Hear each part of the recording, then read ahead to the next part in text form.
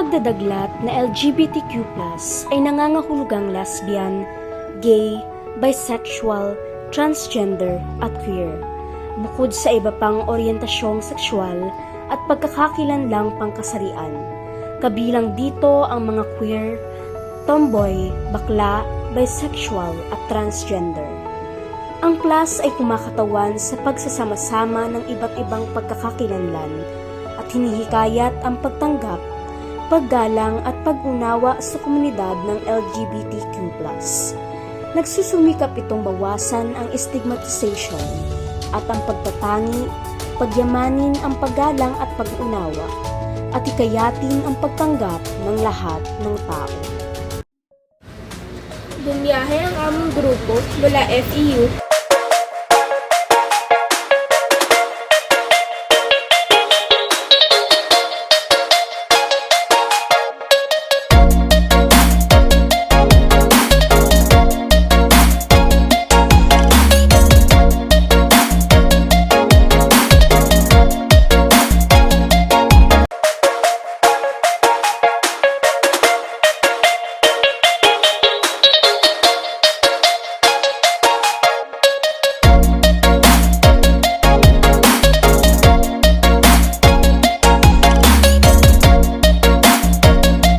Balotondo upang makapanayam ang isang miyembro ng LGBTQIA+ na kinilala namin bilang si Ate Pink.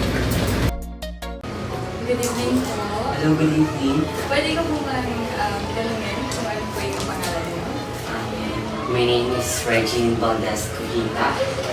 Ano po yung gusto niyo itawag ko sa inyo? You can call me Ate Pink. Ate Pink, pwede ko po bang tanungin kung ano po yung age and yung pronouns po? Okay, I'm 21 years old and you can, they call me her. You can pronounce me as her or she. Kailan niyo po ba natuklasan na ang inyong identidad bilang trans woman? Natuklasan ko na ako ay isang trans woman simula nung ako ay high school. Simula nung pinag-aralan namin yung Soji sa Araling Panlipunan, doon ko nalaman na, hindi pala ako basta bakala, isa akong babae na na-trap inside the masculine. Kaya, So, bakit niyo po naman na-realize na or nalaman na isa kayong babae na nasa katawan ng isang lalaki? kasi gusto ko yung ginagawa ng mga babae. Like yung hobbies, we have to see likes pagdating sa mga ganyan.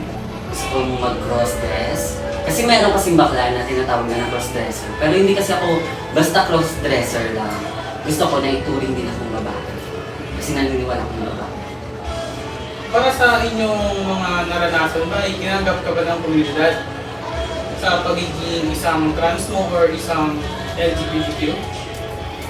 Since mabait naman ako sa ating komunidad, which is sa napapaligiran ko, including our family. Alam mo naman yan dahil sabay tayong yes. Kaya siguro natanggap na rin nila kasi simula pagkabata ko, ganito na talaga ako, malambot talaga. Doon nalaman na lang nila na nag-HRT ako, doon na sa part na nahihirapan sila bago tanggapin. So, para naman sa akin, sunod na tanong is, meron ka na bang mga naranasan na discrimination dahil sa pagiging trans mo or isang LGBTQ?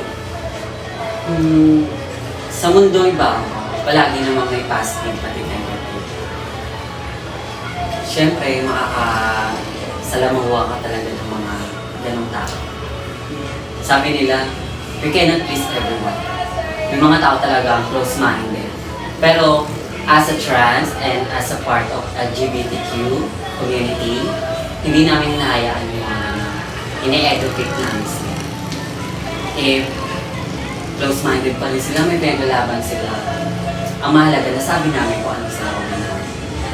Nasa kanila na yun, kung paano nila tatanggapin. Pwede ba kaming makahingi ng mga ilang experience or ilang masasabi mo tungkol sa mga, or ibang dagdag pa na masasabi mo sa mga tao gano'n? Ano yung mga pwede mong masabi or masuggest na gagawin ng mga tao upang matanggap nila Yes. ang mga katulad mo pong trans or LGBTQ? There's progress naman na nangyayari in our country. Tulad niya sa education. Sinasama na kami yung gender, SOGI, which is sexual orientation, gender inequality, ganun. Sinasama naman siya. So, ang suggest ko na lang is, ayun, tulad niyang ginawa niya sa akin, always ask how you pronounce someone. Kasi malay mo, ay, longer lang pala siya tapos natatak siya. Di ba? Kaya always ask na lang. Para wala tayong ma-offend na tao. Alam mo po sa huli kong tanong is may mga pinag-iisiyan po ba kayo mga naging desisyon nyo or bago kayo naging trans or bago nyo po natanggap ang katauhan nyo bilang trans or LGBTQ? Ako, wala namang regrets eh. Kasi gusto ko to eh. Kung ano yung pinili ko, kung ano yung choice ko. Ewan ko na lang sa pamilya natin kung may regrets nila. Pero hindi, natanggap naman na nila ako kasi nag-aaral naman mabuti. Mabait naman ako, mabuting tao naman ako. So, wala akong regrets. So, ano po yung tinitake mo po? Ako, ang tinitake ko is estrogen and the cure. Kasi meron naman talaga tayong estrogen. Kaso, to feminize our body, kailangan mas mataas yung estrogen natin. And, nag-undercure ko to black. Pang male blocker. Ano yung blockers? Oo, pang ano siya, para hindi ako maging hator. Yung mga talagang, yung mga lalaki na matitibay, like, mga mamasel. Ayun, so, sa estrogen, ang tinitake ko is injectable and oral. Yung injectable is phenoquinone. Tinitake ko, nagpapatulong ako sa nurse every week. Tapos yung oral ko naman is Dayan. Tinitake din siya ng mga women. Pero kami rin trans, tinitake din namin siya para mag-high yung level na estrogen namin.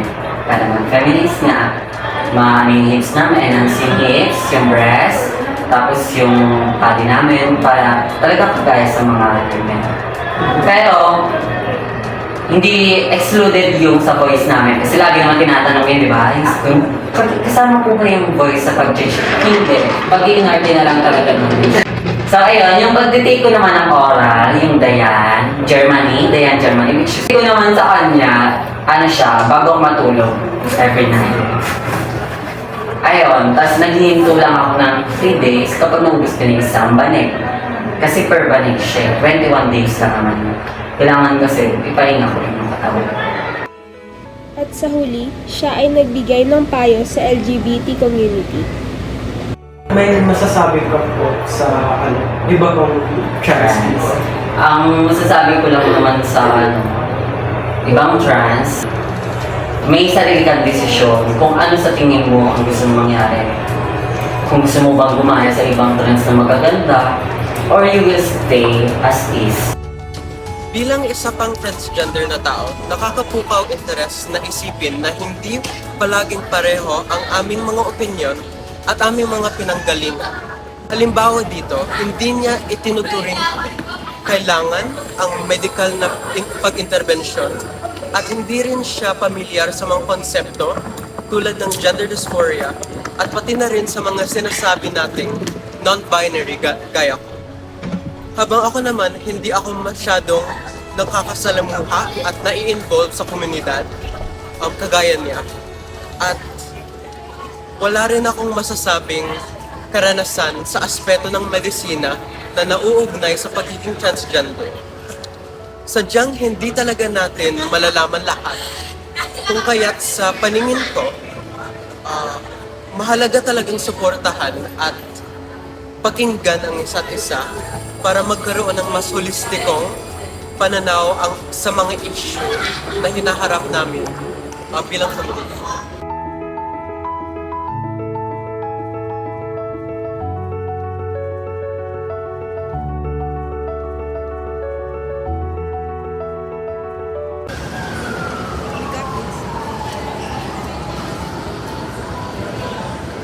Sa ating buhay, meron lamang tayong kaunting panahon upang gawin ang ating mga kagustuhan at hangarin sa buhay. Kaya bilang isang miyembro ng lipunan, Dapat magkaroon tayo ng pagkakapantay-pantay na pagtrato sa bawat isa, anuman ang kanilang kasarian at pagkakakilanlan.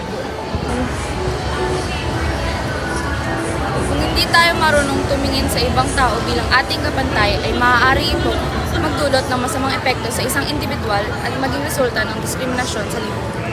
Ang lahat ay may pantay na karapatan na igalang at mamuhay ng maayos sa ating lipunan, na hindi dapat magkaroon ng diskriminasyon, pang-aapi o karahasan sa kahit anumang bagay. Maihahalin tulad ito sa mga nararanasan ng mga miyembro ng LGBTQIA+, kung saan madalas silang minamaltrato ng mga tao sa lipunan dahil hindi patanggap ang kanilang mga kasarian. Kung kaya, dapat pairalin ng bawat isa sa atin ang pagiging marespeto sapagkat ito ang nagbibigay ng lakas ng loob para ipakita nila ang tunay nilang pagkatao. Ang pagpapakatotoo sa ating sarili at sa pagsunod ng ating mga nararamdaman batay sa ating mga kasarian o pagkakakilanlan ay isang paraan para tayo unti-unting matanggap ng ating lipunan at makilala nila ang tunay nating pagkatao.